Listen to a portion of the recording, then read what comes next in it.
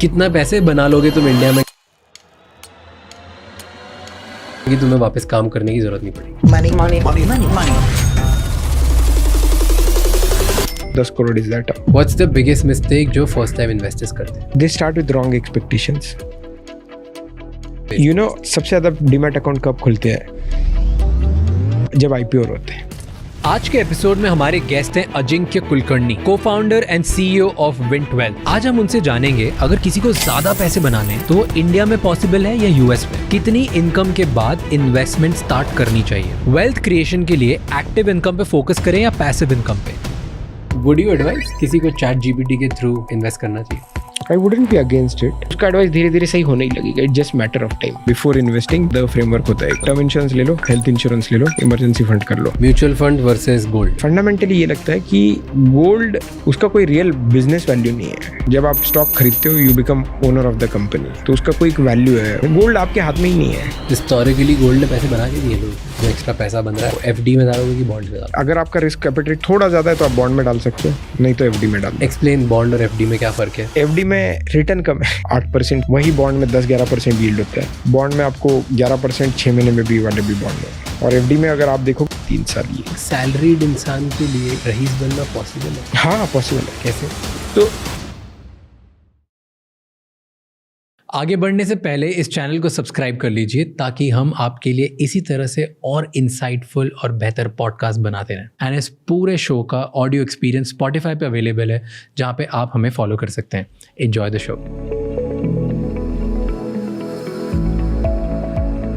India America, हाँ, कहाँ ज़्यादा पैसे बन सकते हैं आज?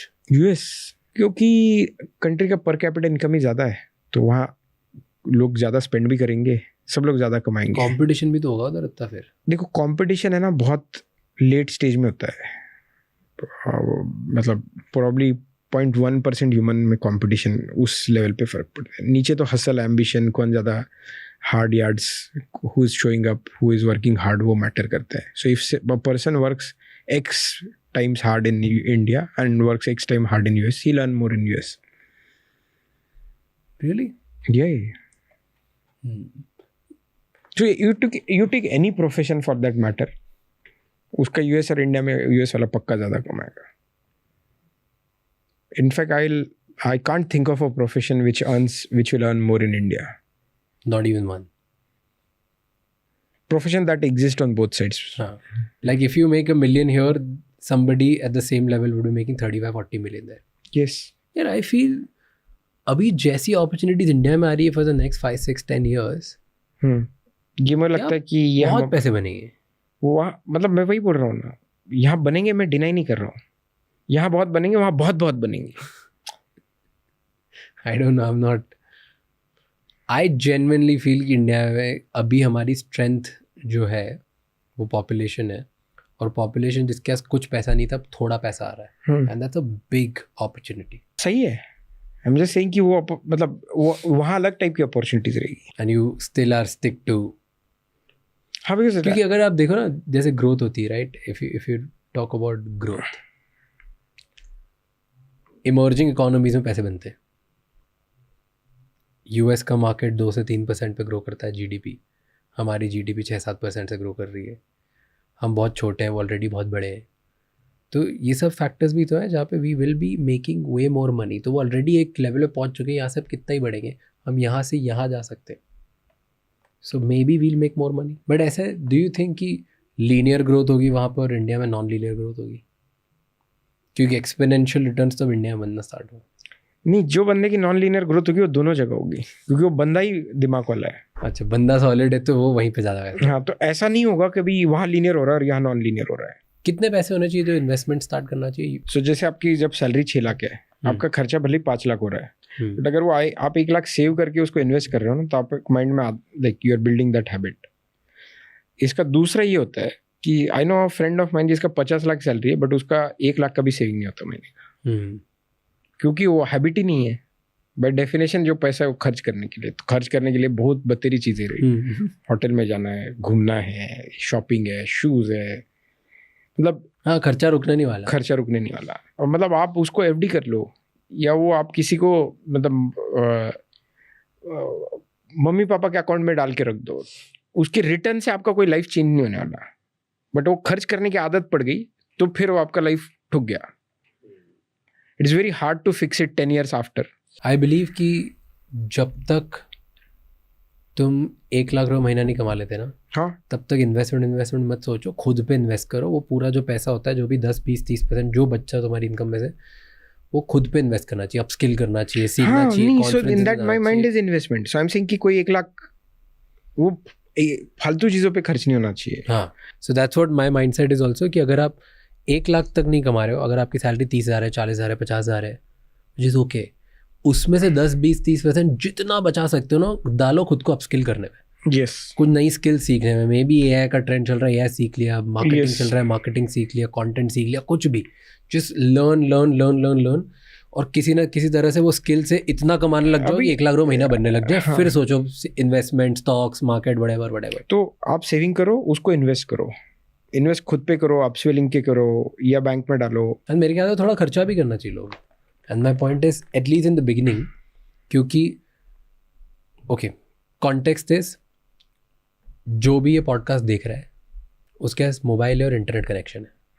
अगर इतना है तो आई एम श्योर कि तुम्हारे घर वालों ने खाने का सॉर्ट कर दिया है, भले गांव में, शहर में, कहीं पे भी खाने का सॉर्ट कर दिया. तभी तुम्हारे पास इतने पैसे कि तुम डेटा ले, और अगर तुम्हारे पास खाने के पैसे नहीं और उसके बाद भी तुम मोबाइल लेके डेटा लेके गिरो तो तुम ऑलरेडी बेवकूफ़ हो, तुमको कोई इन्वेस्टमेंट नहीं बचा सकती. राइट. अगर खाना सॉर्ट हो गया है एंड दैट इज सॉर्टेड हो, घर वालों ने वो चीज़ें सॉर्ट कर दी, तो देन अब तुम्हें और सीखने में इन्वेस्ट करना चाहिए. थोड़ा खर्चा लाइफ जीने में करना चाहिए, नई जगह पे जाके करना चाहिए, एक्सपीरियंसेस पे करना चाहिए, खुद की स्टाइल पे करना चाहिए. क्योंकि इन सब से you will get to know a lot about yourself and a lot about new things, जिसकी वजह से शायद तुम 4 नई चीज़ें सीखोगे, जिसकी वजह से अपॉर्चुनिटीज़ खुलेंगी.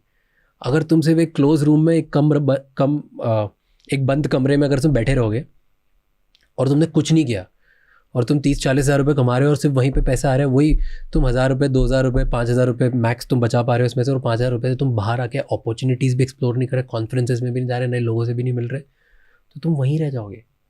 You need to go out and actually live a little to experience new things, to find out new opportunities and broaden your horizon.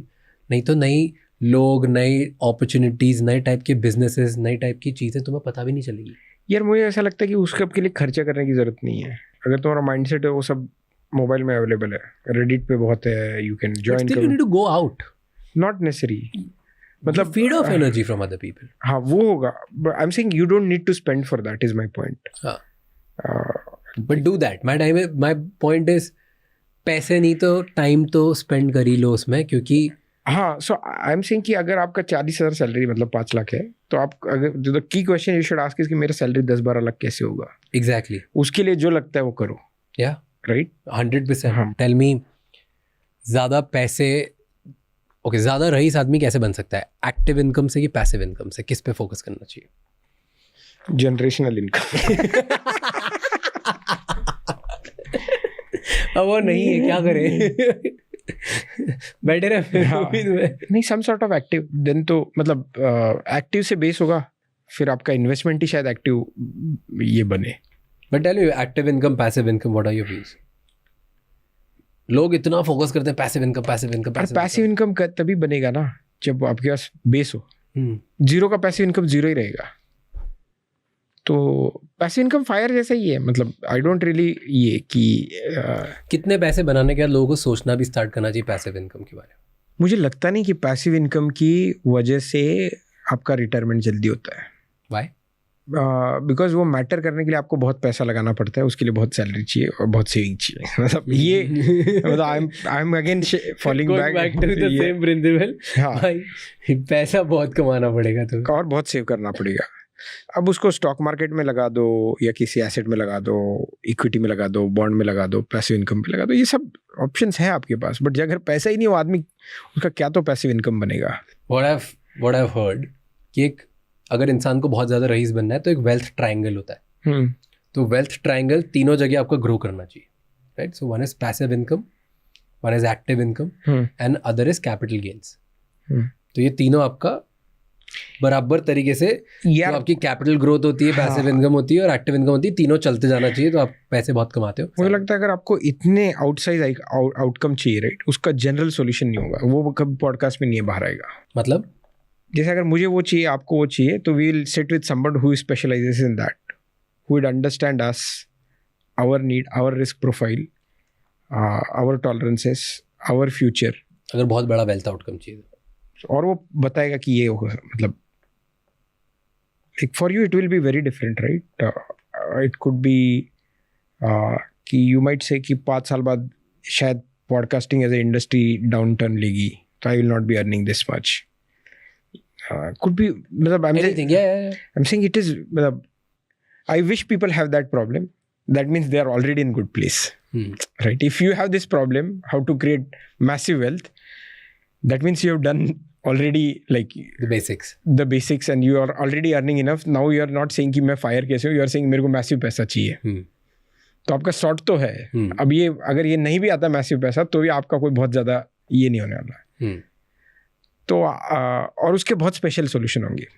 सो जैसे अगर कोई बैट्समैन इंडिया के लिए खेल रहा है या बॉलर, तो उसकी कोचिंग भी अलग होगी। उसका कोई ये जनरल नहीं होगा कि एक्शन अच्छी करो, फिटनेस, ये वो उसके लिए स्पेशल बनेंगे रूटीन, कि उसके लिए ये फिटनेस रूटीन होना चाहिए, राइट। तो मुझे ऐसा लगता है कि वो बहुत स्पेशल हो जाता है। तो यू फील कि active income versus passive income की जो डिबेट है वो इररेलेवेंट है, क्योंकि एक्टिव इनकम बढ़ेगी तभी तुम्हारे पास इतना पैसा होगा कि तुम कुछ कर पाओगे जिससे तुम्हारी पैसिव बनेगी। कोई साइड में ऐसा नहीं होता automatic and all of that, जो इतने गेट क्विक रिच स्कीम्स बताते हैं। देखो पैसिव इनकम सेफली आपका 10-11% बनेगा, बट जो गेट क्विक रिच स्कीम्स होती है वो मतलब वो करते रहे लोग, मतलब उसमें the house wins, right, casino, वो उसमें बहुत क्लियर है कि गेट क्विक में broker wins, the house wins. उसमें कुछ लोग बहुत ज़्यादा कमाएंगे। फ्यूचर्स, ऑप्शन ट्रेडर्स, सेम, मतलब इन माई माइंड FNO, ये real money gaming and crypto are all same. मतलब उसको करने, मतलब there can be scientific ways of doing it, but majority जनता 99% उसको गेट रिच क्विक की तरह ही करती है। हाँ, and they lose money, who wins is the house wins. तो पैसिव इनकम बनाने के जो शॉर्ट तरीके हैं वो सब में हाउस विल विन। यस, वो मुझे तो लगता है नहीं कि वो ये सब passive. When people think of passive, they think कि कोई जगह रेंट पे ले लेंगे, those are legit passive income, but for that passive income to matter you need a lot of investment और लॉट ऑफ सेविंग। कि 1-1.5 लाख रेंट है। So I am just saying कि अगर आपको महीने का 1 लाख चाहिए, तो आप ये पकड़ लो पैसिव इनकम 10% से ज़्यादा तो नहीं आएगी कहीं। तो साल का 12 लाख चाहिए, तो 1 करोड़ 20 लाख का सेविंग है। वो सेविंग आएगा कहाँ से? उसके लिए अर्निंग करना पड़ेगा। तो पहले अर्निंग में फोकस। हाँ, चलो अब अर्न करने लग गए, तो अर्न करने के बाद FDs में लगाना चाहिए कि बॉन्ड्स में लगाना चाहिए? FDs versus bonds. ऑब्वियसली मतलब each has its own benefit, but उसके पहले भी 2-3 स्टेप आई विल, मतलब बिफोर इन्वेस्टिंग, कि वेरी सिंपल द फ्रेमवर्क होता है एक, कि term insurance, the framework, term insurance ले लो, हेल्थ इंश्योरेंस ले लो, इमरजेंसी फंड कर लो। Explain emergency fund versus insurance. Emergency fund is आपकी जॉब चली जाए, तो आपके पास 6 महीने का तो पैसा होना चाहिए। So it doesn't like stop your peace. It's not for your health, और it's not for your health. It could be job गई, कहीं कुछ भी हो गया, मतलब there are like lot of कोई लो प्रोबेबिलिटी इवेंट हो गई, आपका एम्प्लॉयर बैंकरप्ट हो गया, सैलरी भी नहीं दे रहा, कल से आना पड़ा, ये सब मतलब लेजिट कुछ भी, मतलब दैट वे अगर वो आपके पास वो 6 महीने का ये बन गया ना, तो आपका पीस तो बन जाएगा to think actually long term. Okay, so सबसे पहले term insurance, health insurance and emergency fund sort कर लो। Yes, that is first step. Yes, then second step is कि अब आपको डिसाइड करना आपका जो एक्स्ट्रा पैसा बन रहा है हर महीने 10,000, 50,000, 1 लाख, 2 लाख जो भी बन रहा है, यस, वो FD में डालोगे कि बॉन्ड में डालोगे? अगर आपका रिस्क एपेटाइट थोड़ा ज़्यादा है, बहुत ज़्यादा नहीं, स्टॉक इतना भी, इक्विटी इतना भी नहीं, अगर थोड़ा ज़्यादा है तो आप बॉन्ड में डाल सकते हो, नहीं तो FD में डाल दो। एक्सप्लेन बॉन्ड और FD में क्या फ़र्क है, कितने कितने रिटर्न्स आते हैं, दोनों के लॉसेस क्या है और पॉजिटिव्स क्या है? ठीक है, ये हम Win12 पे भी FD ऑफर करते हैं, बॉन्ड्स भी ऑफर करते हैं। अगर FD में देखा जाए तो हम स्मॉल फाइनेंस बैंक एफडी जो करते हैं वो अभी कभी 8% दे रही होगी, बॉन्ड्स 10-11% यील्ड देते हैं। एफडी में यह है कि 5 लाख तक डिपॉजिट इंश्योरेंस में वो कवर्ड है, तो बैंक भी डूब गई तो आपका पैसा सेफ है। बॉन्ड में ऐसा कुछ नहीं है। बॉन्ड हम ऐसे ही लाते हैं कि जहाँ हमें कंफर्ट है रिस्क पे, हम जहाँ खुद का भी पैसा लगा रहे हैं एज ए कंपनी, वही बॉन्ड लाते हैं। होता क्या है बॉन्ड और होता क्या है एफडी? एफडी तो सबको पता है। बॉन्ड इज कोई कंपनी लोन उठाती है, तो जैसे आप लेट्स से अगर if you take housing loan, then उसका लोन का जैसे ईएमआई होता है, सिमिलर बॉन्ड है ये कि सिक्योर बॉन्ड होता है, उसमें कोई कोलैटरल होता है। जैसे आपका हाउसिंग लोन है जैसे सिक्योर लोन, तो उसमें हाउस कोलैटरल, यहाँ कुछ बॉन्ड में कोलैटरल होगा। अनसिक्योर्ड बॉन्ड मतलब अनसिक्योर्ड लोन, तो कंपनी अगर लोन उठा रही है तो एक बॉन्ड की तरह से उठाती है, तो उसका रिपेमेंट शेड्यूल होता है जैसे आपके इसका होता है लोन का। अगर एक लोन उठाती है, वो लोन बॉन्ड के थ्रू अगर उठाती है कंपनी, तो कंपनी जब भी उसमें सिक्योर्ड बॉन्ड जो आप बोल रहे हो वो ऐसा होता है कि अगर कंपनी ने 100 करोड़ लिए तो उसके अगेंस्ट में कंपनी अपने 100 करोड़ का मे बी बिल्डिंग देगी, बोले देखो ये बिल्डिंग के अगेंस्ट में ले रहा हूँ। Yes, some there is some collateral, different kind, need not be example के यस, गाड़ी दे देगी या रिसीवेबल दे देगी कंपनी, कुछ तो ऐसा there is that is secured, unsecured. So housing loan is secured, vehicle loan is secured, gold loan is secured, personal loan is unsecured. उसी तरह कंपनी के भी बॉन्ड होते हैं सिक्योर और अनसिक्योर्ड। जैसे आप जब लोन लेते हो तो आपका एक ही होता है कि आपने 1 लाख रुपए का लोन लिया, उसके एक रिपेमेंट शेड्यूल। वैसे ही कंपनी बॉन्ड में अगर 1 लाख रुपए ले रही है तो उसका एक रिपेमेंट होगा कि इस टाइम पे मैं इंटरेस्ट पे करती रहूँगी और फिर कुछ टाइम बाद प्रिंसिपल करूँगी। ये एक तो एकदम एंड पे प्रिंसिपल होगा या बीच में थोड़ा थोड़ा होगा, तो ये सब। But it is basically a loan taken by company. It can be secured, it can be unsecured. If it is secured then it's secure bond. ठीक है, तो इसमें तो कंपनी देती है। एफडी में आप अब 10 लाख रुपए बैंक में डालते हो, बैंक आपको इंटरेस्ट देती है। बैंक कहाँ से देती है? वो भी तो ऐसे ही करती है, वो आपका एफडी का पैसा किसी कंपनी को उसने लोन पे दिया होगा। यस, कंपनी को देती है, रिटेल को देती है, कुछ भी देती है। तो टेक्निकली दोनों सेम ही चीज़ है, मतलब पैसा तो सेम तरीके से आता है। Yes yes, way of dealing and process is different. Yes, FD थोड़ा कम रिस्क इसके लिए है कि अप टू 5 लाख जो सब रिटेल है वो डिपॉजिट इंश्योरेंस के अंडर आता है, बट इसलिए उसमें यील्ड भी कम है। अगर आप एफडी पहले निकालते हो मैच्योरिटी की तो यील्ड काफ़ी कम होगा। बॉन्ड आप मैच्योरिटी के पहले बेच सकते हो, उसमें यील्ड थोड़ा कम होगा, एफडी इतना नहीं होता जनरली। एफडी के एडवांटेजेस ये है कि 5 लाख तक मिल जाएगा। डिसएडवांटेज क्या है? एडवांटेजेस और एक बताता हूँ एफडी का। एफडी इज़ गारंटेड लिक्विडिटी, तो आप कभी जाके बैंक से पैसा ले सकते हो। बॉन्ड में आप तभी बेच सकते हो मैच्योरिटी के पहले जब कोई खरीदने वाला हो, जनरली होता है खरीदने वाला, but it's not, somebody is not guaranteeing you that liquidity. और कब तक, कितने टाइम का होती है मैच्योरिटी पीरियड बॉन्ड की यूजुअली? अच्छा, हम विन 12 पे जो बॉन्ड करते हैं वो 2-3 साल के ऊपर रहते नहीं है, सो सब 2-3 साल से कम ही होते हैं। राइट फ्रॉम 3 मंथ्स भी रहते हैं बॉन्ड। तो ये एफडी में है कि गारंटेड लिक्विडिटी है। बॉन्ड में जिस निकालना चाहो निकाल लो, बॉन्ड में 2-3 साल के लिए पैसा अटक सकता है। हाँ, अभी तक तो नहीं अटका हमारे यहाँ, बट मैं बस बता रहा हूँ कि there is generally a buyer, we help you find buyer, मिल जाता है, बट अभी तक मतलब वो ये होता है। एफडी में रिटर्न कम है, राइट? तो ये स्मॉल फाइनेंस बैंक एफडी 8% की है, वो और भी कम होने के चांस है। अगर आपकी नॉर्मल बैंक एफडी आप देखोगे तो 6-6.5% की है। वही बॉन्ड में 10-11% यील्ड होता है। और एफडी में अगर आप देखोगे 8 साल के जो है 8% वाली यील्ड ये वो काफ़ी लंबी मैच्योरिटी की होगी, 3 साल। ये बॉन्ड में आपको 11% 6 महीने में भी वाले भी बॉन्ड होंगे। क्यों नहीं डालते लोग बॉन्ड में पैसा जब 11% रिटर्न मिलता है? तो नहीं पता, और एक तो नहीं पता, और दूसरा ये for long time this were only accessible for rich and nice. तो ये जो लिस्टेड बॉन्ड्स हैं उनमें मेजॉरिटी ऑफ बॉन्ड में till 2022 minimum investment was 10 lakh, completely out of reach. In 22 SEBI reduced it to 1 lakh, and now in 24 second half it reduced to 10,000.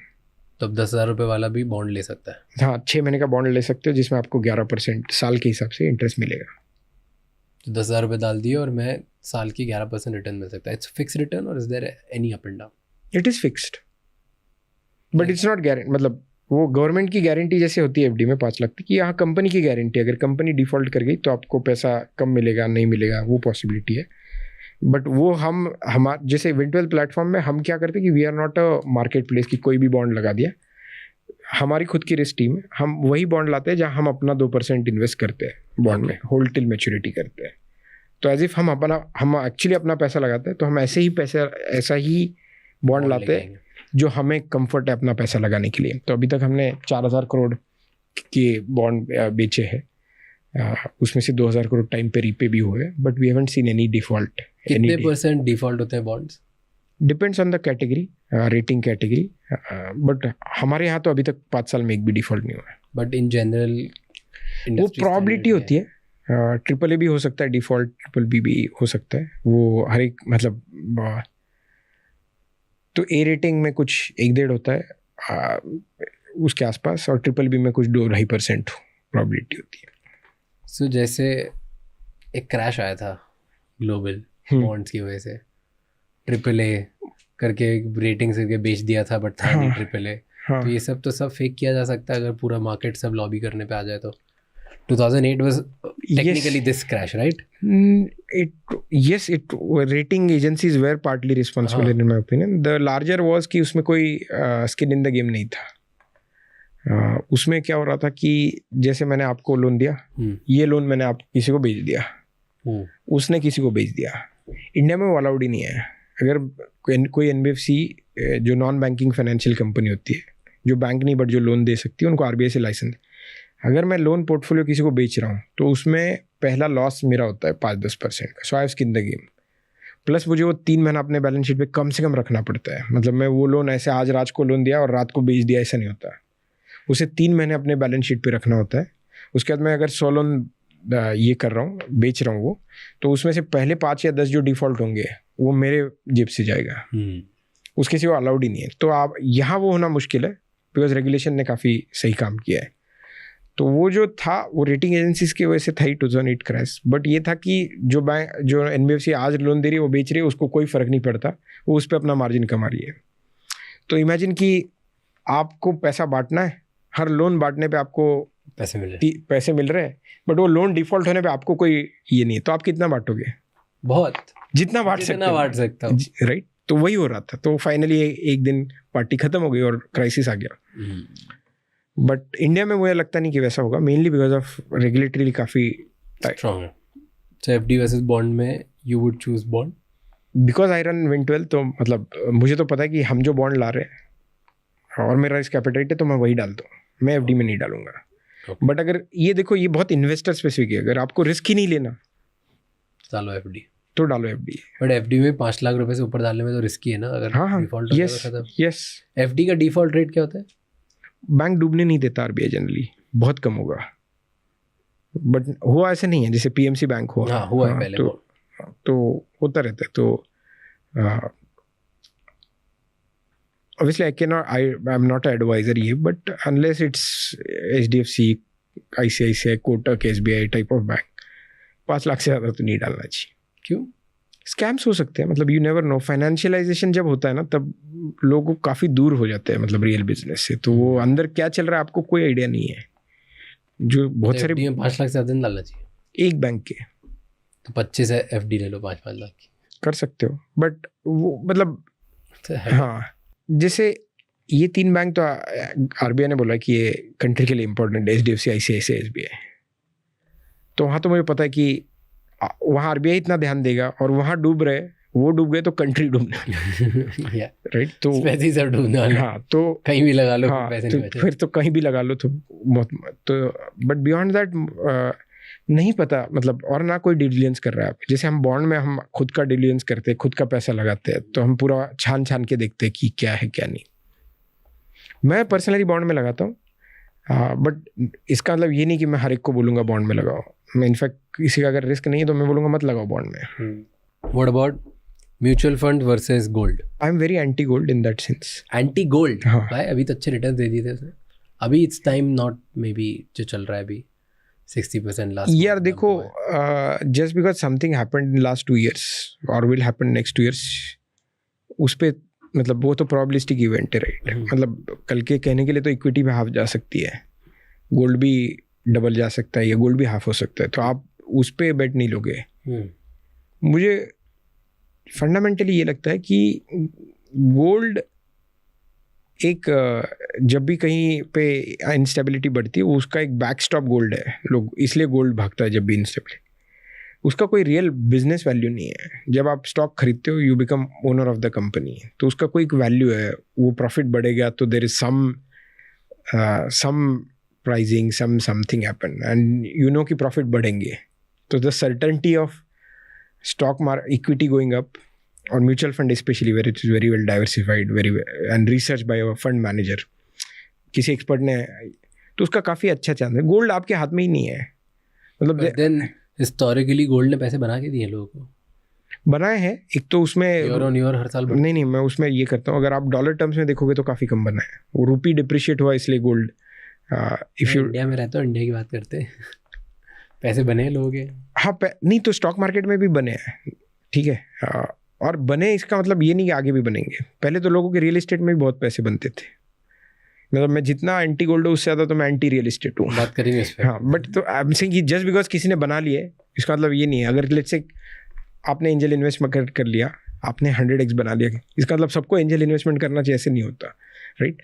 तो आप देखो कि हाई प्रोबेबिलिटी क्या है. तो मुझे लगता है कि वो in terms of that high probability equity mutual fund is much better compare to gold. And again, nobody knows the future. I'm just talking about SIP in mutual funds वो ज़्यादा better है than gold. Yes. Just because of gold आपके हाथ में नहीं है, SIP आपके हाथ में, आपको पता है कंपनी कौन सी बढ़ रही कौन सी नहीं बढ़ रही. नहीं, और इंडिया बढ़ रहा है, आपको मतलब पता है डेमोक्रेटिक डिविडेंड है, राइट. ट्रेजेक्टरीज पता है, लाइक सेक्टर्स पता है. जो म्यूचुअल फंड वाले डाल रहे हैं वो कोई सोच के डाल रहा है, राइट. एक्सपर्ट है वो. नहीं तो इंडेक्स तो बढ़ ही रहा है कि मतलब जो भी कंट्री स्टेबल है काफ़ी, as a country we are very stable, right. मतलब अगर रिजीम भी चेंज होती है तो भी पीसफुली हुआ है. तो ये सब देख के तो कंट्री तो आगे, मतलब if you are long on India you should, मतलब हाँ, let me put it this way, if you think country is gonna do well then you should put in equity mutual fund. If you think country is not gonna do well you should put in gold. And I firmly believe कि countries don't know. I'm also a firm believer of. हाँ. Indian stock market में लगाना चाहिए, US stock market में लगाना चाहिए. If you ask me if you are looking at individual stocks and which stock market to look at, then US is far better market. Okay. The reason is कि वो पूरी दुनिया के वहाँ representation है, वहाँ की companies दुनिया पे राज करती है. तो अगर आप individual stock picking करते हो, then probably that is the one. Yes, because you get lot of variety. For example, अगर मुझे AI में bet करना है, जिस दिन लेट से चैट जीपीटी आया, मेरे को समझ गया कि यार ये दुनिया चेंज हो गई. अब मेरे को इंडिया में स्टॉक मार्केट में है कौन सी कंपनी उसके लिए? You at least have Nvidia. You entered much before, but even late say when ChatGPT came, उस टाइम पे भी मैं कोई एंटर करता तो शायद एनवीडिया. अब वो एआई स्टॉक राइड करने वाले, वहाँ काफ़ी स्टॉक मिलेंगे जो एआई की वजह से बड़े बनेंगे. हाँ, तो यहाँ वो थीम ही नहीं है, वहाँ ऐसा स्टॉक ही नहीं है. तो अब तो अगर आपने कुछ आइडेंटिफाई भी कर लिया तो इंडियन स्टॉक मार्केट में वो थीम में स्टॉक ही नहीं मिलेगा आपको. तो बट फिर अगर ओवरऑल मार्केट पे करना हो, जैसे इंडेक्स पे करना, that I am not really sure कि I am long on India, I don't know about US. So let's get to India. India के स्टॉक्स इंडिविजुअल पिक करना है ज़्यादा बेटर कि real estate? Stocks versus real estate. Definitely stocks. क्यों? Real estate में unrealistic returns बनते हैं. वो स्टॉक्स में भी बनते हैं. मतलब if you pick one example I can always give you more examples. But net do you think अगर आप टियर 2 टियर 3 में रहते हो तो आपने रियल स्टेट में पैसा लगाया, यू मेक मोर मनी, और स्टॉक्स में? स्टॉक्स मतलब आप टियर 2 की रियल एस्टेट को कंपेयर कर रहे हो तो उसको माइक्रो कैप्स देखो, वहाँ बतेरे स्टॉक्स मिलेंगे जिन्होंने बहुत अच्छे रिटर्न दिए. बट आप अगर एक सिटी में रहते हो तो आपको पता होता है कहाँ पे इन्वेस्ट करना है, क्या करना है. You have lot of local Intel versus stocks में. वो इंटेल आपको स्टॉक्स में बहुत डिफिकल्ट होता है ना. स्टॉक्स में टिप्स आती हैं. You are basically when you invest in stock, और let's say you are basically saying I know better than index. मैं इंडेक्स से ज़्यादा रिटर्न कमाऊंगा, I know better than index. So you are saying you are smart. तो आपको land में smartness दिख रही है तो स्टॉक में भी फिगर आउट कर सकते हैं. Specially in today's world you can easily pick a theme. वैसे स्टार्टअप भी स्मॉल केस जैसे, या आपको स्टॉक्स भी रिसर्च करना ऑनलाइन बहुत फ्री है. तो ऐसा आई एम सेइंग जिसको टेक्नोलॉजी आती नहीं है वो करे रियल एस्टेट में. But if I am saying why do you feel real estate में पैसे नहीं बनते ज़्यादा? नहीं बनते नहीं है, ऐसा नहीं है. स्टॉक से कम बनते वैसे. हाँ, आई एम सेइंग कि रियल एस्टेट में रिस्क बहुत ज़्यादा है. क्या? आपने लैंड ले लिया, उस पर किसी ने इंक्रोचमेंट कर दिया। मुझे ऐसे बहुत सारे केसेस पता है कि लोगों के 20-20, 30-30 साल पहले खरीदी हुई लैंड पे भी कुछ हो ही नहीं रहा। आपने सोचा यहाँ हाईवे जाने वाला है, वो हाईवे चेंज हो गया, यहाँ ये कंपनी आ रही है, वो चेंज हो गई, राइट? तो ये तो स्टॉक में भी हो सकता है। हाँ, स्टॉक में भी हो सकता है। कंपनी के प्लान्स थे, चेंज हो गए, कंपनी बहुत ज़्यादा बुलिश थी, डाउन हो गई। I'll give you one example. There was a stock market, news darling थी वो, सुजलॉन करके, रिन्यूएबल एनर्जी, मतलब फटेगा, बहुत बड़ा बनेगा, people invested, didn't make any money. But you can exit, Bazaar, right? Same thing. So I'm saying you can exit immediately. यहाँ real estate में वो करिए, एक तो इलिक्विड है, प्लस यूर एक्सटर्नल इवेंट पे है। यहाँ कंपनी अच्छी नहीं करती ना, वो भले एक्सटर्नल इवेंट हो, उसके आपको मतलब you can track it much more easily. यहाँ बहुत रैंडमनेस है वो इवेंट में। बट इस रैंडमनेस का एक फ्लिप साइड भी है। अगर आपने रियल एस्टेट पे एक साथ पैसे डालिए थोड़े, तो आपका ब्लॉक हो जाएगा 50 लाख, 1 करोड़, 2 करोड़, जितना भी, ठीक है, वो ब्लॉक हो गया। थोड़ा सा भी मार्केट अप एंड डाउन हुआ, ट्रेंड आया, तो आप इतनी इजीली डर के निकालोगे नहीं पैसे, पड़ा रहेगा। स्टॉक मार्केट पे एक न्यूज़ आई, आप एकदम से बाहर निकाल दोगे पैसे, अप एंड डाउन कर दोगे, तो देन यस, नहीं वो सही है, मतलब that's definitely a pro for real estate. But I am again saying कि one who is doing this, he is believing he is smart than market. तो अगर वो इतने छोटी चीज़ के लिए कर रहा है तो उसको डेफिनेटली नहीं करना चाहिए, तो इंडेक्स में डालो। तो आई एम सेइंग कि you, where is easier to build smartness, real estate में? क्योंकि हियर्स माय क्यों मैं क्वेश्चन पूछ रहा हूँ, ठीक है, बहुत मुश्किल से पैसे कमाए, ओके, किसी ने जैसे जैसे करके 1 करोड़ रुपए जोड़े ना, उसके बाद ऑप्शन है कि वो 1 करोड़ रुपए स्टॉक्स में डाल दे, या 1 करोड़ रुपए उसको दिख रहा है कि उसका शहर, उसका गांव जो भी है, जैसे मैं इंदौर में रहता हूँ, राइट, मुझे दिख रहा है कि लेफ्ट में TCS इन्फोसिस आ गया, राइट में अदानी अंबानी आ गए, मतलब फिर टॉप साइड पे, नॉर्थ साइड पे IIMITs आ गए, साउथ साइड पे पैलेडियम और पार्क होटल्स आ गए, ताज आ गए। Like I know, I can सी कि चारों ओर से कुछ ना कुछ बढ़ते जा रहा है, so I can see my city growing. I have much better intel, या मेरे पास मच बेटर ग्रोथ विजिबिलिटी है, और सामने दिख रहा है कि क्या बढ़ रहा है, तो मैं यहाँ पे इन्वेस्ट करूँगा तो मुझे दिख रहा है कि पैसे बढ़ जाएंगे मेरे। मैं लेफ्ट राइट सेंटर कहीं भी पैसे डालूंगा, पैसे बढ़ जाएंगे। The question you ask is कि कहाँ स्मार्टनेस बिल्ड करना आसान है, जहाँ ज़्यादा खेल सकते हो। सो ये गेम है, तो आपको खेल के ही पता चलता है। जैसे स्विमिंग होता है ना, वो स्विमिंग करके ही पता चलता है, वैसा beating the market is a game, ठीक है। तो आपको खेल के ही पता चलता है, और खेलने के 2-4 रूल होते हैं, राइट। 2 बेसिक रूल ये होते हैं कि आपके अगर चिप खत्म हो गए तो आप खेल नहीं सकते, राइट। हाँ, और जब अगर आप चिप लगाओगे नहीं तो आप गेन नहीं करोगे। स्टॉक मार्केट में वो लोअर टिकट साइज में आप ये कर सकते हो। सो आपका जब 1 करोड़ का कॉर्पस होगा, तब तक even it will take at least 5 years in my sense to build 1 crore का कॉर्पस। तो तब तक आप स्टॉक में 5,000 10,000 करके आपको पता चलेगा are you a good stock picker और not. And if I am not, then you should, मतलब देन यू कि रियल एस्टेट में करना है तो करो, बट दिक्कत वही है कि तो आप रियल एस्टेट में, सो यू एंड वो 5,000 में अगर आप नॉट स्टॉक पिकर नहीं हो तो it doesn't pinch you. Imagine now you are not a good stock picker, you picked wrong real estate also, but now you have blocked 1 crore, very hard to get out. Plus there is a lot of real risk. But net अगर देखो 93% जो stock pickers होते हैं individual, वो loss करते हैं, they have incurred losses, SEBI का data है, राइट, मोर देन 93%। नहीं यार, वो FNO वाला है, वो स्टॉक का नहीं है। स्टॉक का आई डोंट रियली नो कि डेटा, इंडिविजुअल ट्रेडर्स की बात कर रहा हूँ। हाँ, ट्रेडर FNO इज गैम्बलिंग इन, मतलब वो जो FNO में साइंस करने वाले या मतलब एक प्रोफेशन की तरह अप्रोच करने वाले 1-2% लोग होते हैं, बाकी गैम्बलिंग होते हैं। तो गैम्बलर तो लॉस करेंगे, यू कांट रियली कंपेयर। मतलब कंपेयर ही करना है ना, तो ये करो कि जो मटका लगता है टेयर या 3 पत्ती, उसको कंपेयर करो। Don't compare real estate and FNO। I was also listening to Ashwath Damodaran, okay, वो भी ये बोलता है कि 98% लोग जो ट्रेडर्स होते हैं, forget FNO और normal, doesn't matter, individual stock pickers, वो इंडेक्स बीट नहीं कर पाते, हाँ, इन 10 year run, yes, right. But ऐसा रियल एस्टेट में 98% डेटा नहीं होगा। आई डोंट नो, डेटा ही नहीं है यार। मैंने देखा है, जो मेरे पापा के देखे 1-2 ये खरीदे हुए जगह। बट किसी का ऐसा सुना है जिसने 10 साल 20 साल पहले जमीन खरीदी, आज वो कम प्राइस की है? कम ही नहीं है, बट वो इंडेक्स से कम है। अरे इंडेक्स 12% पे भाई, तो मतलब व्हेन यू आर सेइंग कि लाइक 12 मतलब 6 साल में डबल हो रहा है, राइट? तो मतलब वो 12% 12 साल मतलब 4 गुना हो गई। यू हैव हर्ड केसेस जहाँ पे 6 साल में पैसा नहीं बढ़ डबल हुआ है रियल स्टेट में? Yes, in small tier 2 cities. Yes, मेरे पापा की खुद की है कि जो 10% बढ़ी है 6 साल में एक जगह।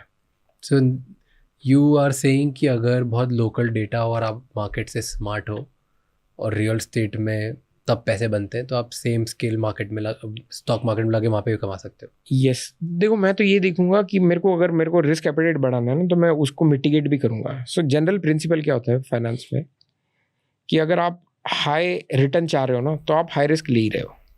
एफडी से बॉन्ड में आ गए तो आपने रिटर्न ले लिया, रिस्क ले लिया। इक्विटी में गए और रिस्क ले लिया। अ गुड फाइनेंशियल प्रोडक्ट है जहाँ रिस्क आप अच्छी तरह मैनेज कर पाते हो। तो बॉन्ड में किस तरह की एक्सपर्ट हम करते हैं, plus there is rating sector, you can build. Equity में वो म्यूचुअल फंड वाला कर सकते हैं कि वो आपके लिए कोई एक्सपर्ट। अगर आप खुद स्टॉक में कर रहे हो तो आप बोलोगे मैं 5 स्टॉक में कर रहा हूँ, कम प्राइस से चालू कर रहा हूँ। वो रियल एस्टेट में करना बहुत मुश्किल है। I am saying there can be a really good real investor if your base, anybody can, like let me put it, if you have 100 crore to bet, then probably real estate and stock market are equal, because you can buy 50 lakh ki 10 properties and see how it works. You can buy 50 lakh ki 10 stock and how it works, and you, while buying that 50 lakh also, you'll build a hypothesis why this will grow 2x 3x in certain time period. Fair. वो 10 बेट करके आप सीखोगे वो game, और फिर आप अच्छे player बनोगे। छोटे कॉर्पस पे नहीं करना चाहिए। अब आपके पास वो कॉर्पस नहीं है, अगर आपके पास है 1 करोड़ और रियल एस्टेट का एक ज़मीन ढंग का कोई 50 लाख के नीचे में, मतलब बहुत मुश्किल होता है, तो आप लोगे और 5 साल बाद पता चलेगा। वो स्टॉक आप 5,000 से चालू कर सकते हो, तो 5-10 स्टॉक में 50,000 लगा दिए, वो वर्स्ट केस आप 50,000 लूज करोगे, but you will know whether you are good for it और not. But if you have big money then real estate makes sense. हाँ, तो डज इट और नो? I am asking. नहीं, I am saying then you are in a different league. Then again I will say कि वो बहुत special case हो गई। हाँ, फिर वहाँ पे बहुत स्पेशल इन्फॉर्मेशन भी होती है, स्पेशल प्रोजेक्ट आपके स्पेशल तरीके इन्फ्लुएंस होता है टू इन्फ्लुएंस। यस, जो जिसके पास 100 करोड़ है ना, वो प्लीज मेरी एडवाइस तो नहीं सुने, राइट? या किसी पॉडकास्ट की एडवाइस उसके लिए इन जनरल काम की नहीं, बिकॉज वो बहुत पर्सनलाइज फाइनेंशियल एडवाइस होगी। अगर जैसे जो 100 करोड़ किसी पॉडकास्ट से बहुत सही इंसाइट मिल सकता है उसको, जो एक नई टेरिटरी ओपन कर सकता है उसके लिए पॉसिबल है।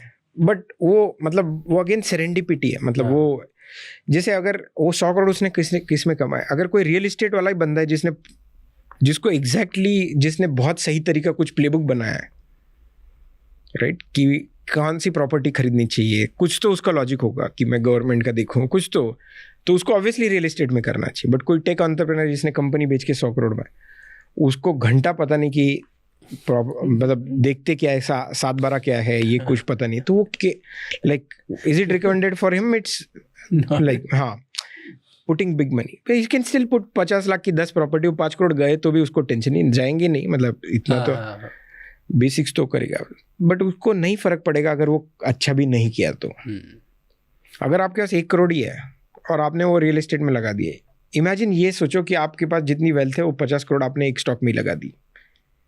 When you don't have enough depth, आपका रिस्क कैपिटल नहीं है उतना। True. तो इसलिए मतलब retail investors should stay away from real estate. घर ले लो, it's not investment, it's a utility. Beyond that वो रियल एस्टेट में इन्वेस्ट करने के लिए कॉर्पस बहुत बड़ा होना चाहिए, इज माई बेसिक अंडरस्टैंडिंग, ताकि आप डाइवर्सिफिकेशन करके रिस्क मैनेज कर रहे हो। Do you think rich people have more options in the world? Yes, it is like they have more wickets, right? More than money also. Let's say I've not seen lot of rich people, ज़्यादा rice लोग FD में लगाते नहीं, पैसे उनके पास बहुत, लगाते नहीं FD वगैरह, कम लगाते हैं जितने मैंने नोटिस किया है। हाँ, सही है। एंड देन देखता हूँ कि उनका कुछ पैसा गोल्ड में, कुछ पैसा बॉन्ड्स में, कुछ पैसा रियल स्टेट में, कुछ पैसा म्यूचुअल फंड्स में, कुछ पैसा डायरेक्ट स्टॉक्स में, कुछ पैसा स्मॉल कैप में, लार्ज कैप में, बहुत डाइवर्स होता है। यस। एंड जब उनसे बात करो 60-70% लोगों को jack shit, they have no idea क्या कर रहे हैं। उनके पास कोई बंदा होता है जो उनके लिए बहुत ट्रस्टेड होता है और वो फाइनेंशियल एडवाइजर हर जगह लगा के रखता है। यस। डू यू थिंक ये नॉर्मल सैलरीड इंसान के पास भी इतने ऑप्शंस होते हैं? नहीं होते, फाइनेंशियल एडवाइजरी की नहीं होते। सी देखो, तो आप बेसिक प्रिंसिपल सोच के वो थोड़ा इमिटेट कर सकते हो, नॉट द पोर्टफोलियो। हो क्या रहा है कि वो ज़्यादा रिटर्न वाले प्रोडक्ट्स में जा रहे हैं, ज़्यादा रिस्क वाले प्रोडक्ट में जा रहे हैं, but through some frameworks they are managing that risk. जैसे मैं बॉन्ड में बताता हूँ, बॉन्ड में हम क्या करते हैं, ओनली सिक्योर्ड बॉन्ड करते हैं, प्लस देखते हैं कि प्रमोटर का ट्रैक रिकॉर्ड सही है क्या, प्लस हमारा एक बेसिक फार्मूला रहता है, अगर एनबीएफसी है तो उसका लिवरेज इतना ज़्यादा नहीं होना चाहिए या नहीं होना चाहिए। फिर हम ये देखते हैं कि वो कौन से सेक्टर में लेंड कर रही है, उस सेक्टर के एवरेज एनपीएस क्या है, इस एनबीएफसी के उससे ज़्यादा या कम है। तो ये सब करके मैंने क्या कर दिया, छाट दिया पूरी चीज़ें। अब वो जो बचेगा वो अच्छा है, तो उसमें रिस्क मेरी मैनेज हो गई। उसके बाद भी हम लोगों को बोलते हैं कि डाइवर्सिफाई करना चाहिए, 10 बॉन्ड्स में डालना चाहिए। तो आप रिटर्न अच्छा हाई प्रोडक्ट पे गए, उसकी जो रिस्क थी वो आपने कम कर दी, कम मतलब मैनेज कर दी कि ये अगर रिस्क प्ले आउट होती तो ये होता है, तो ये सिक्योरिटी है फॉर एग्जांपल। तो वैसे ही करना चाहिए। जो जैसे अभी इक्विटी म्यूचुअल फंड है, वो क्या करता है कि आप बोलते हैं आपको स्टॉक नहीं आता ना, एक एक्सपर्ट डालेगा, वो 10 स्टॉक में इन्वेस्ट करेगा। तो वहाँ रिस्क मैनेज हो गई कि अगर आपने एक ही स्टॉक में डाला और वही बैंकरप्ट हो गया तो प्रॉब्लम है। तो एक तो म्यूचुअल फंड मैनेजर डालता है, वो एक्सपर्ट की तरह डालता है, तो वो एक तो बैंकरप्ट होने का धोखा काफ़ी कम हो गया। दूसरा वो डाइवर्सिफाई कर रहा है कि एक सेक्टर नहीं चला, वो सभी 10 स्टॉक ऐसे डालेगा जहां उसको लग रहा है सेक्टर बढ़ने वाला है, बट अगर एक नहीं चला दूसरा ज़्यादा चला, तो ये सब तो आप जब आपके पास ज़्यादा पैसा होता है तो you can diversify well and you can go for higher return high risk product and reduce risk by diversification और बाय मैनेजिंग रिस्क। ये प्रिंसिपल है। तो अगर किसी के पास इमरजेंसी फंड ही नहीं है तो मैं तो बोलूँगा कि कहीं भी मत करो पहले इमरजेंसी फंड। हाँ, क्योंकि रिस्क एपेटाइट ही नहीं है। वुड यू एडवाइस किसी को चैट जीपीटी के थ्रू इन्वेस्ट करना चाहिए? I wouldn't be against it. Twitter पे थ्रेड्स आ रहे हैं ना कि चैट जीपीटी के थ्रू किसी ने क्या क्या किया, 60,000 पर वीक कमा लिए, 2 लाख रुपए। यार वो तो मतलब 2000 और मतलब वो थ्रेड के लिए बनाते हैं, राइट? वो कंटेंट के हुक्स होते हैं भाई, you produce content, so you know. तो I don't produce fake content. नहीं, आई एम सेइंग कि वो नहीं, either you are genuine, but there are lot of people who produce fake content. तो वो उसमें मतलब trust level थोड़ा तो ये मुझे नहीं पता कि किसी ने लिखा मैं $60,000 कमा रहा हूँ, ये सब मतलब वो बकवास होता है। आई एम सेइंग कि with small quantities there is no harm in trying. So as long as you are sorted on downside risk ना, you can experiment। और शायद like मैं इंडिया में 2 रीज़न की वजह से बुलिश हूँ। देखो, एआई में फंडामेंटली चेंज क्या हुआ है, वो कॉन्वर्सेशन अच्छे करने लग गए हैं। एआई के जो एल्गोरिदमिक थे, क्लस्टरिंग एल्गोरिदम वगैरह, वो काफ़ी अच्छे पहले से, अभी ऑब्वियसली वो ग्रो रहा है, बट पहले से भी वो अच्छे क्वालिटी पे थे। What change with chat GPT 3.5 was को कॉन्वर्सेशन ह्यूमन लाइक लगने लगा, राइट? तो प्लस वो कॉन्टेक्स्ट आपका याद करने लग गया कि आप उसको बता रहे हो कि यार मुझे ये कॉफ़ी अच्छी लगती है, ये अच्छी लगती है, तो आप उसको बोलोगे मुझे ये डाइट बना के दो, तो वो जो अच्छा लग रहा है, बुरा लग रहा है, आपकी जो हैबिट है वेज खाना नॉन वेज खाना, उसके हिसाब से बना के दे रहा है, राइट? तो एडवाइज़र का काम ये होता है कि आपकी पर्सनालिटी, रिस्क एपेटाइट, आपके ये सब ध्यान रखे। दूसरा में सबसे इंपॉर्टेंट चेंज जो इंडिया में आ रहा है, अकाउंट एग्रीगेटर फ्रेमवर्क, कि आप कंसेंट दो और वो सब डेटा ये हो जाएगा। तो अगर कोई अच्छा एआई ये एडवाइज़र है जिसको नॉलेज है, जिसका ट्रेनिंग हो चुका है एलएलएम में बेस्ड ऑन एडवाइजरी, उसके पास आपका पूरा पर्सनल डेटा आ गया, प्लस आप जो उसके साथ चैट कर रहे हो उसके थ्रू आपका जो क्वालिटेटिव ये है कि आपका रिस्क एपेटाइट क्या है, आपको क्या वो, तो उसका एडवाइस धीरे धीरे सही होने ही लगेगा। It just matter of time. आज होगा नहीं होगा वो पता नहीं। कितने टाइम में do you think AI advisory will become real thing? 5 साल। See, as an entrepreneur, we are always optimistic. So we will. I think it will faster than 5 years. Could be. As an entrepreneur, same optimism, because the way AI is changing is just insane. Yes. Like same question का answer जो 6 महीने पहले दे रहा था वो और जो आज देता है. Yes. It's incredible. मतलब ऐसा लगता ही नहीं कि अब मैं किसी कंप्यूटर से बात करूँ. हाँ. तो 5 साल is very long. मतलब बहुत जल्दी हो जाएगा. हाँ. हो सकता है. मतलब I'm not ये denying. But metro versus non metro कहाँ पे पैसे ज़्यादा बनते हैं? मेट्रो सिटीज़ में ज़्यादा पैसे बनेंगे, बड़े शहरों में ज़्यादा पैसे बनेंगे, बड़े शहरों में, नॉन मेट्रो, बड़े शहरों में. If you are generational wealth, then tier 2 is more peaceful. You can still make money. But if you don't have generational wealth, then tier 1 cities. Back pack करो और आ जाओ tier 1 में. हाँ, get it somehow. Anyhow. Yeah. मतलब वही रास्ता है, मतलब पैसे यही बनेंगे. Yes, मुझे लगता नहीं कि tier 2 में बहुत ज़्यादा पैसे कमाने वाले लोग रहते हैं, except for business people.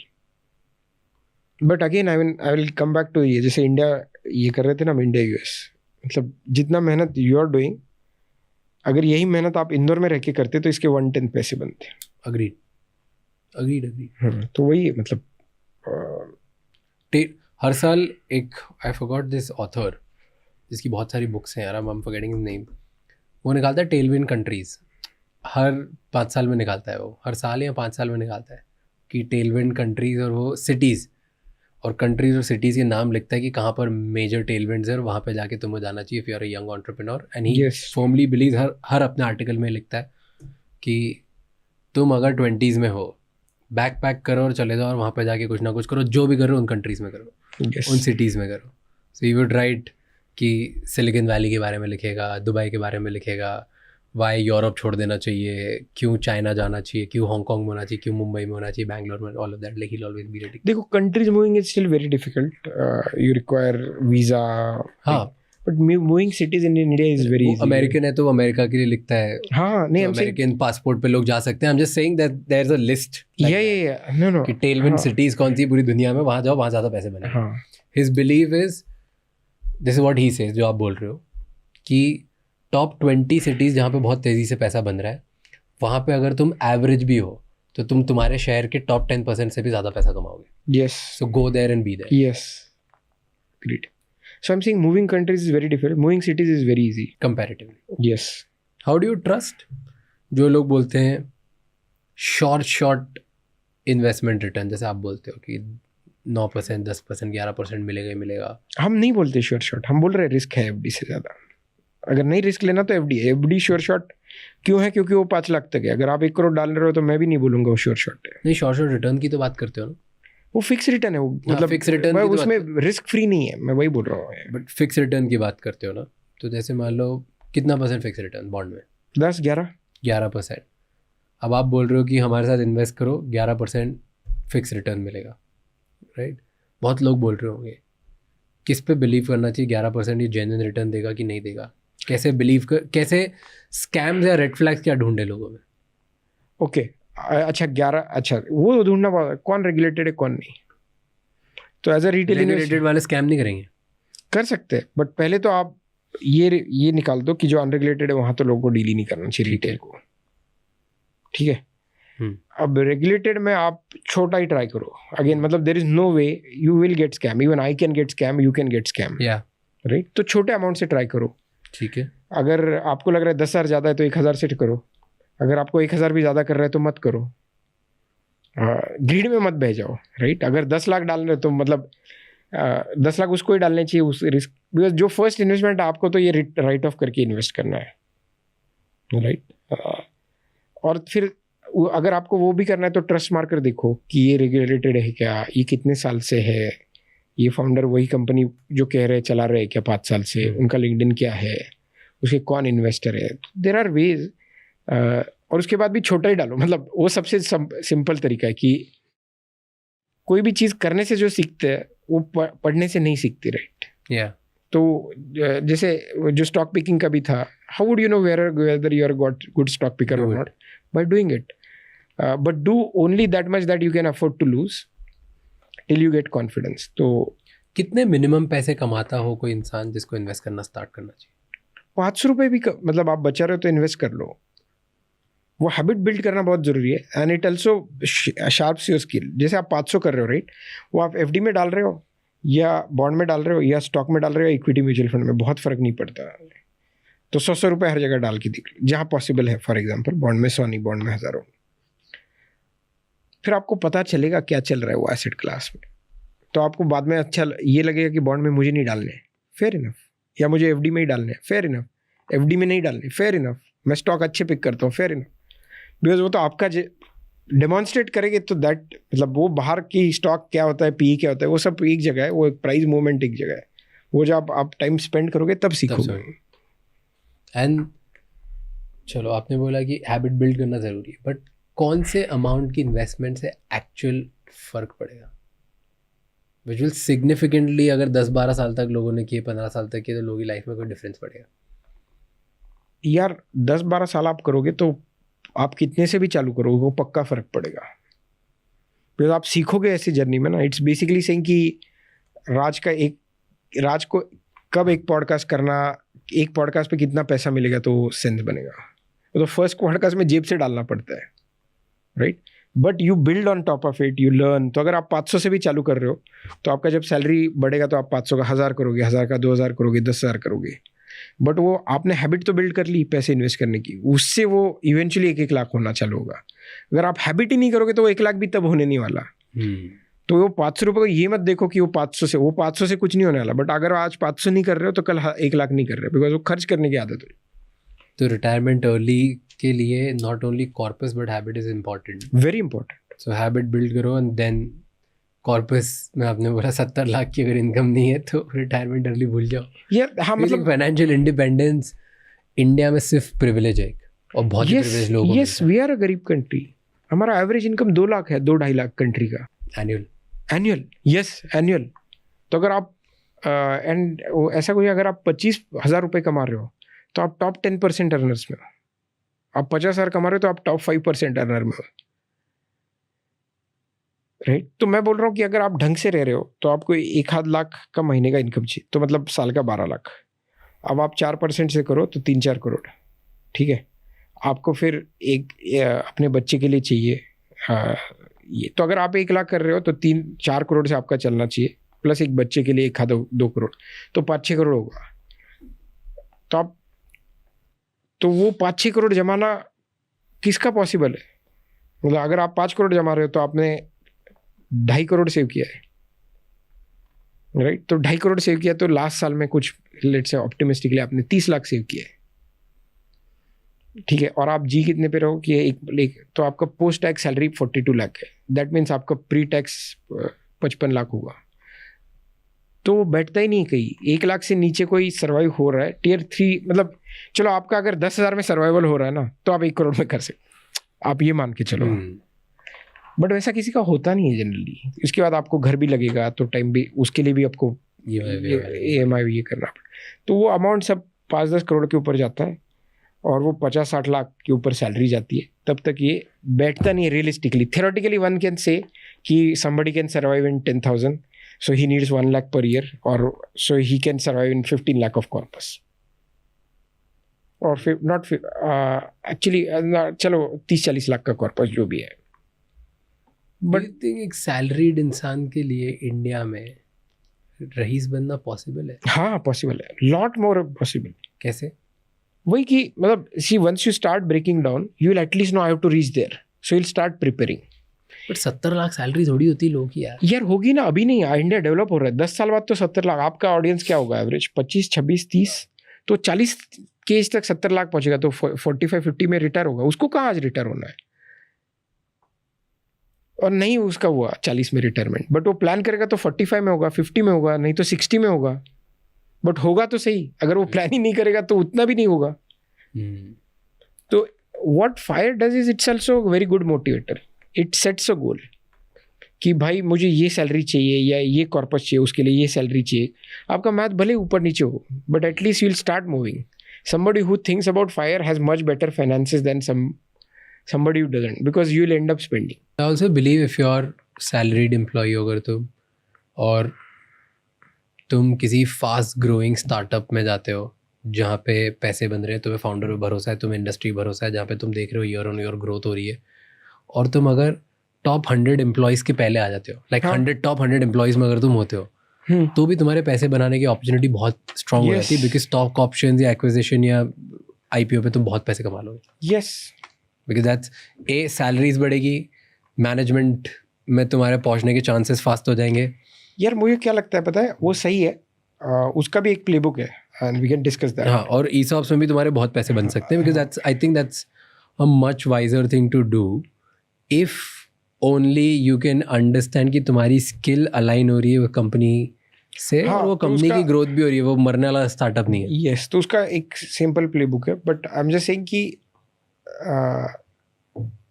कई लोग स्टार्टअप के लिए बने ही नहीं रहते। वो नॉर्मली सैलरी भी मुझे पता है, मेरे काफ़ी कॉर्पोरेट में दोस्त थे। और पहले तो ये होता था कि आपका पेडिग्री अच्छा चाहिए कॉलेज, अभी तो वो भी कॉर्पोरेट से भी कम हो रहा है। If you perform really well, मुझे काफ़ी 1-2 दोस्त पता है जिनका 50 लाख प्लस सैलरी है, जो IIT से नहीं पढ़े, जो एक नॉर्मल इंजीनियरिंग कॉलेज से पढ़े और उनका हुआ है। नाउ कमिंग टू स्टार्टअप, मुझे लगता है उसका भी मतलब स्टार्टअप में आपका टॉलरेंस फॉर अनसर्टेनिटी ज़्यादा होना चाहिए। तो जाके ट्राई कर लो, अगर अच्छा लग रहा है startup, then there is a clear play book. वो है कि थोड़ा लेट चालू करो और हर एक एक्सपीरियंस लेवल के बाद अर्ली मूव करते रहो स्टार्टअप में, राइट? मतलब सपोज आपने ज्वाइन किया, यूनिकॉर्न में ज्वाइन किया, 1-2 साल के बाद आपका एक्सपीरियंस भी बढ़ गया, आपका स्किल सेट भी हो गया, go to $500 million company, then go to $200 million company, go to $100 million company. ये होते होते क्या होगा, आपका एक्सपीरियंस बढ़ रहा होगा, आपको आप अच्छे ऑपरेटर बन गए, आपकी ESOP भी बढ़ते जाएंगे एंड आपका जजमेंट भी बढ़ता जाएगा। और may be join a very young startup and stick with them for a long time. That's on very luck. मतलब you will never know whether this, मतलब for a new guy who is just out of college or 1-2 year after college to judge कि कोई unicorn बनेगा, वो तो VC को नहीं मतलब right, they can't even after so much professional ये they can't predict it with 100%, right? So it's a probabilistic bet, but as you grow in the ecosystem, your judgment also improves. You know what matters, what not matters. You see many more examples. But अगर judgment strong है और दिख रहा है बढ़ते हुए तो पक्का लेना चाहिए। हाँ। If you believe in the people that's around you, or maybe you're seeing somebody who you follow and it's growing year on year. Yes. Then don't leave that startup. That I've seen in my, very good case in a multi-billion-dollar startup. उसका एक लल period था, उसमें वो 4 मेरे, हाँ, I know those people, 4-5 people, उन्होंने कहा ये स्टार्टअप का कुछ हो नहीं रहा है। They started discussing negative thing. In 6 months, everybody left. The only one guy somehow, मतलब he survived there. And that guy is 28-year-old. He has already made 5 crore in ESOPs, cash, not vested ESOP. Vested ESOP are different. He's actually gotten liquidity of 5 crore. I know somebody. Yeah. Oh yeah. He joined a very experienced leader. वो leader ने XYZ अपनी company छोड़ी and एक नया startup start किया। Startup start करने के बाद was looking for a senior leadership. बंदे को बुलाया, हायर करा। इस बंदे को हार्ड कोर बिलीव था कि ये फाउंडर फोड़ेगा। Join that founder, came from a salary of 1 crore जो सैलरी थी, वहाँ से आगे जो 1 crore साल की सैलरी थी, वहाँ से 18 लाख रुपए साल, 20 लाख रुपए साल पे आ गया एंड भर के ESOPs लिए। Stuck to it.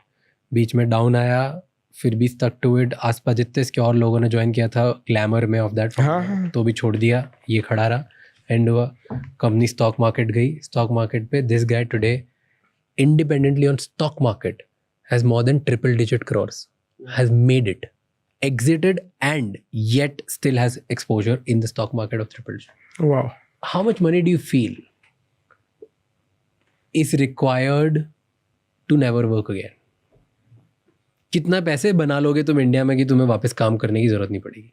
एटलीस्ट पैसे के लिए काम करने की जरूरत नहीं पड़ेगी। Depends on your lifestyle. Tier 1 में अगर रह रहे हो, बहुत खर्चीला नहीं है, तो 10 crore is that. Fire number जो हमने देखा है 10 से 20 में होता है वो। 10 crore अगर तुम्हारे पास है, तुम रिटायर हो सकते हो।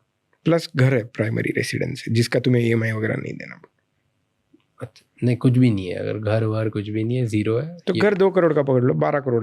10 crore में 2 crore, 8 crore में भी हो जाता है। ऐसा कोई 8-10 crore is somewhere that number.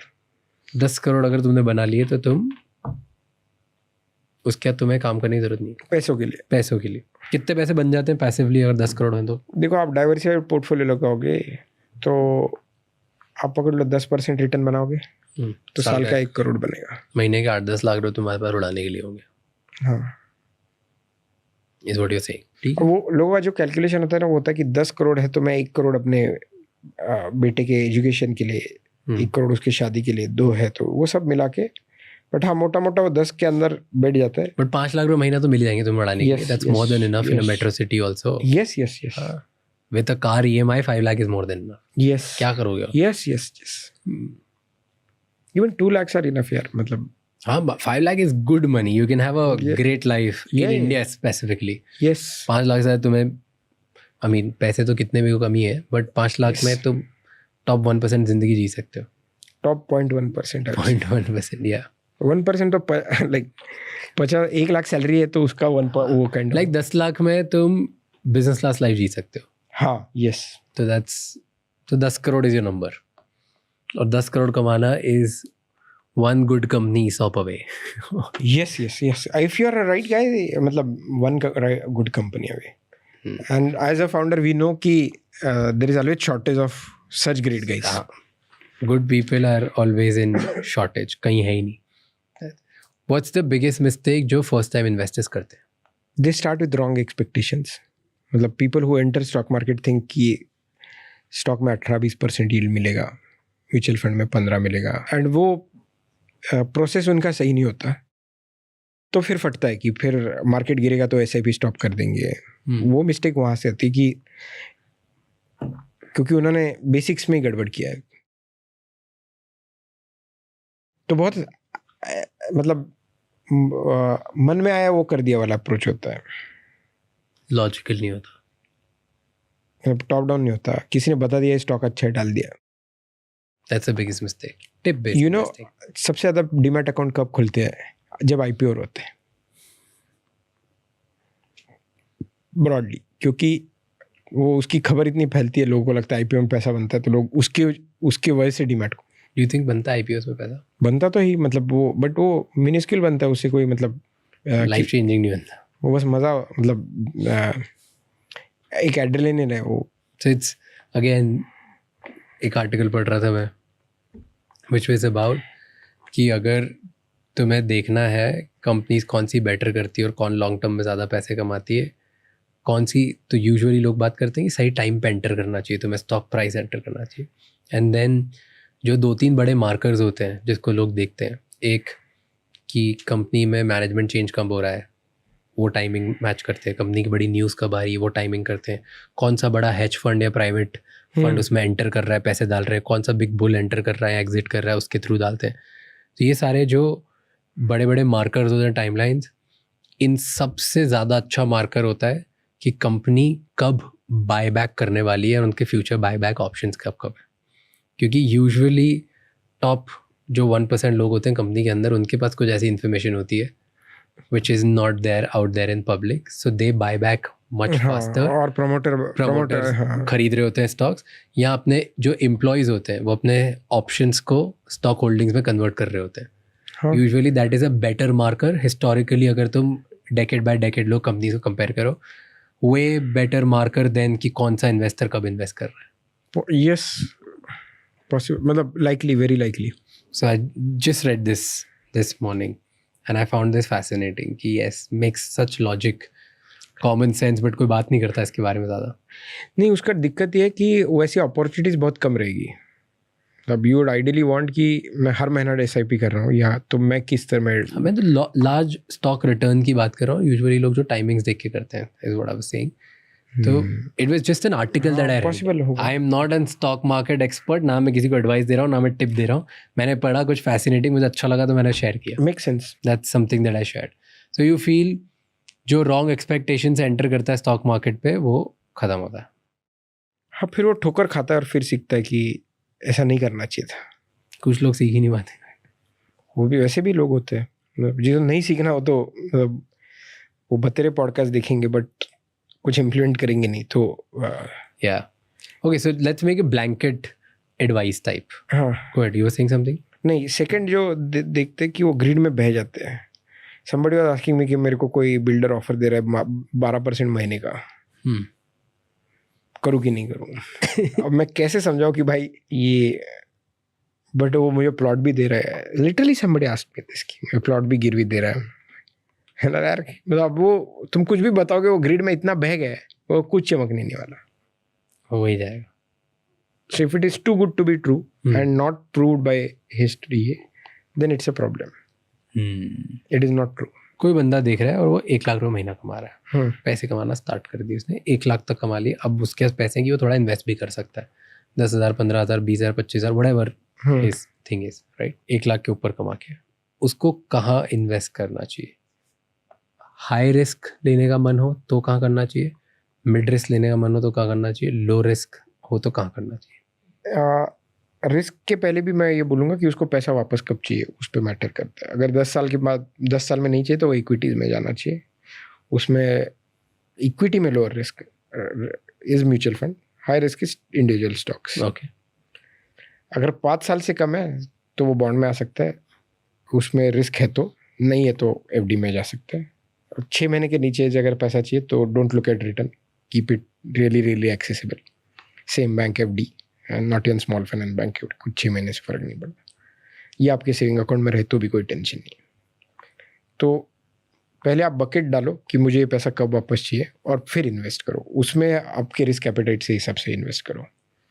But जैसे यू सेड मिड वाला ऑप्शन व्हिच इज बॉन्ड्स, 11% उसमें वो भी आपकी रिस्क एपेटाइट है। हाँ यस, अगर आपका रिस्क एपेटाइट है तो, मतलब आपको वो भी, कुछ लोगों को ऐसे चाहिए था कि मेरे को फिक्स इनकम में बिल्कुल रिस्क नहीं चाहिए।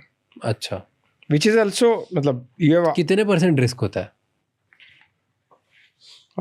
तीनों में? चलो रिस्क बताओ तीनों परसेंटेज वाइज।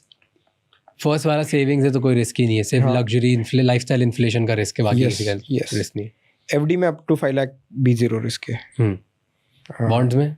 बॉन्ड में अगर ए रेटेड बॉन्ड में आप करोगे तो 1-1.5% जो भी है, या ट्रिपल बी में 2-2.5 है, वो % है। 2.5% रिस्क, मतलब हर 100 बॉन्ड में से 2.5 बॉन्ड्स के पैसे नहीं आएंगे वापस। यस, बट ये तो बहुत, उसके बाद आप क्राइटेरिया, जैसे हमने अभी तक 4,000 करोड़ के बॉन्ड किए, कोई डिफॉल्ट नहीं हुआ है, और सब ए रेटेड और ट्रिपल बी रेटेड है। सब पे 11% रिटर्न थी। यस, 10, 11, 11.5, 9, मतलब, और ये 5 साल से 11 की रेंज। हाँ, और ये 5 साल तक की है, मतलब ऐसा भी नहीं कि ये शॉर्ट टर्म है। हाँ, और उसको आप डाइवर्सिफाई कर लो। लेट से अगर आपने 20 बॉन्ड में डाले तो भी अगर एक बॉन्ड भी डूबा 5 साल में तो भी 5% ही डूबने वाला है, तो साल का 1% डूब रहा है, तो यू स्टिल मेक 11 की जगह 10 या 10 की जगह 9 डाल रहे, तो which is also decent return compare to fix. Equity में रिस्क है कि कंट्री अच्छा नहीं करे। अगर आप SIP कर रहे हो तो वो प्राइसिंग रिस्क शॉर्ट टर्म का जो है वो चला जाता है।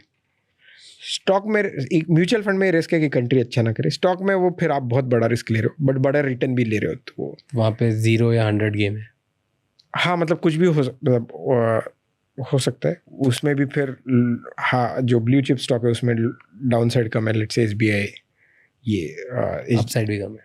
अपसाइड भी, तो फिर जो छोटे स्टॉक है उसमें अपसाइड कम है। ये तो स्टॉक इन्वेस्टिंग तो मैं कहूँगा कि आप छोटा ही चालू करो, फिर आपकी जैसे लर्निंग बनेगी, और हर एक का एप्टीट्यूड अलग रहता है, and then you double down. And that actually this is not for stock, it's true for bond. FD में नहीं, क्योंकि FD is very clean and up to 5 lakh. ये बॉन्ड में इनफैक्ट स्मॉल फाइनेंस बैंक की FD जो हम offer करते हैं उसमें भी छोटा ही चालू करो, जस्ट बिकॉज 5 लाख 5,000 डाल के तो देखो क्या होता है। बॉन्ड में भी डालना है 5,000 10,000 डाल के तो देखो, फिर सीखोगे। मतलब हम जो बता रहे हैं या कोई भी एक्सपर्ट कुछ भी बता रहा है, वो एक रिस्क है, उसका एक रिस्क का ये है, डिस्क्रिप्शन है, राइट? बट वो तो आप फील करोगे तभी आपको रिस्क पता चलेगा। तो इक्विटी म्यूचुअल फंड में भी 1,000 का SIP करो, 5,000 का SIP करो, देखो क्या होता है, फिर आपको कॉन्फिडेंस आएगा कि यार मुझे यहाँ डालना है, नहीं डालना है, फिर जो करना है करो। तो ऐसे 25% डाल के रखो, क्योंकि उससे शुरुआत में, स्टार्टिंग पॉइंट में, फिर आपको जैसे एसेट आगे पीछे करना है आप कर लो। I just love you didn't mention gold in real estate at all. Gold oil से कि 5-10% कर सकते हो हेजिंग के लिए, रियल एस्टेट तो नहीं, मतलब क्योंकि मतलब जो मैं, अगर जिसके पास 10 करोड़ है वो कृपया कोई एक ऑफलाइन अच्छा एडवाइजर ढूंढ ले और उसके साथ ये सब डिस्कस करे। मतलब हाँ, ये तो मैं इसलिए लोगों को बता रहा हूँ कि जो can not afford 1 lakh rupees paying to good advisor per year. अगर आज ही कोई 20 साल 20 समथिंग इंसान देख रहा हो एंड वो 6 लाख रुपए साल कमाता है, वो 6 से 12 लाख उसको अगर जाना हो तो कौन सी 3-4 टॉप स्किल्स है जो उसे सीखनी चाहिए? ChatGPT अच्छा यूज़ कर ले। आप ChatGPT को पूरा इन्फो दे दो कि मेरा ये प्रोफेशन है, मेरी ये बैकग्राउंड है, मेरा ये स्किल सेट है, मेरे बारे में दोस्त अच्छा बोलते हैं, अब मुझे सैलरी 6 से 12 करनी है, एंड मेरे को क्या करना चाहिए। It will give you lot of action plan, lot of resources to read. If you chat enough for 2-3 hours, you will get enough material to take the first step. And you learn on the go. I don't think 2-3 घंटा भी करने की जरूरत नहीं है. हाँ, मतलब मैं तो एक्सट्रीम बोल रहा हूँ. हाँ, तो अगर उसके बाद एक्शन की कमी रह जाएगी. रास्ता तो है. तो 6 से 12 तो इतना ही काफ़ी है. 12 पहुँचना, ChatGPT पर सीख जाओ बस. और फ्री, नॉट इवन पेड. आपको $20 भी देने की जरूरत नहीं है. True. For a long time, I was using ChatGPT free version, and it was good enough for me. I use it like anything, right? तो for so many things. Yes. तो now तो I validate my thesis.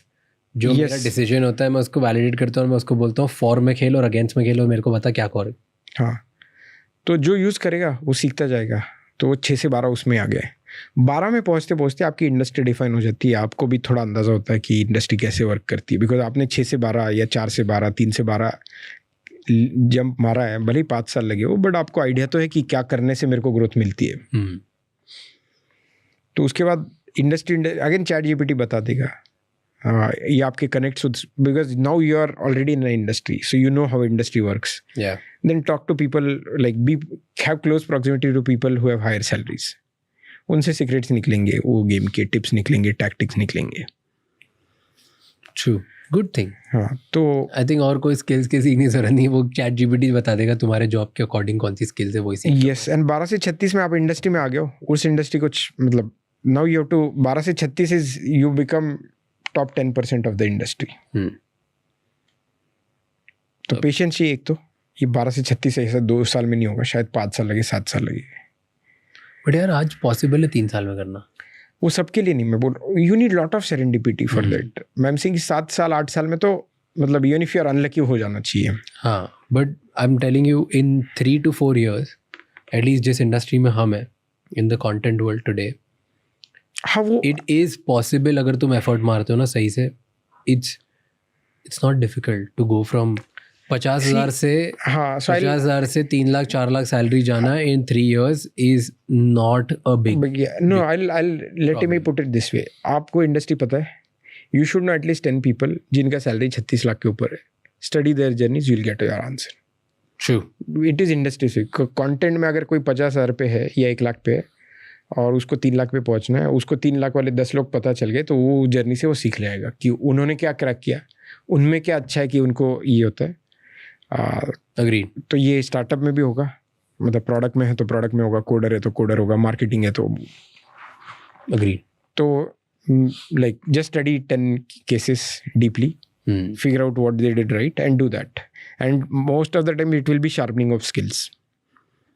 So it will require some time to get that like right. True. Well, perfect. Thank you so much for answering all my questions and having a conversation with me.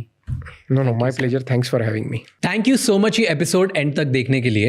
अब आपको 3 चीज़ें करनी है. सबसे पहले इस channel को subscribe कर लो, क्योंकि जितना आप सब्सक्राइब करोगे उतने ही बेहतर और वैल्यूएबल गेस्ट हम ला पाएंगे आपके लिए. नंबर 2, मुझे कमेंट्स में बताओ इस एपिसोड में आपको क्या अच्छा लगा और क्या गंदा लगा, ताकि हम वो मिस्टेक्स रिपीट ना कर पाए. एंड कौन से ऐसे गेस्ट हैं जो आप देखना चाहते हो वापस हमारे पॉडकास्ट पे, ताकि हम उन्हें लेके आएँ और आपको ज़्यादा से ज़्यादा वैल्यू दे पाएँ. एंड नंबर 3, ये एपिसोड किसी एक इंसान के साथ ज़रूर शेयर करना, क्योंकि one conversation can change someone's life. I'll see you next time. Until then, keep figuring out.